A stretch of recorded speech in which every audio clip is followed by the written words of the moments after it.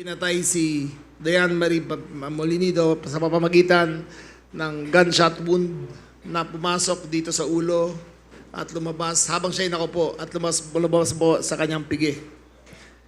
Ang kanyang anak po na si John Ismael ay ginapos ang ulo ng plastic bag at namatay dahil sa pananakal. Tapos mangyari, isinakay po sa kotse ang dalawang katawan kasama ang anak ni Pia Panginiban at Christian Suarez Panginiban at Hill Valdemoro.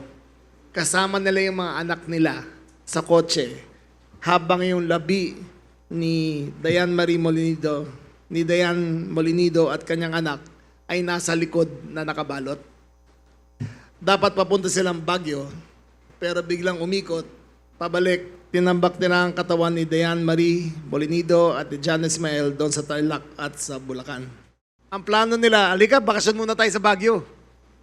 Kaya na sinabi sa mga bata. Pero along the way, nung night time nila, umikot sila, didispose sila yung mga katawan.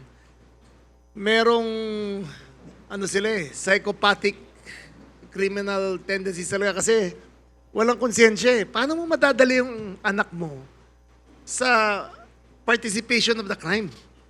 Diba? Anong klaseng utak ka na meron? Anong klaseng puso ka na meron?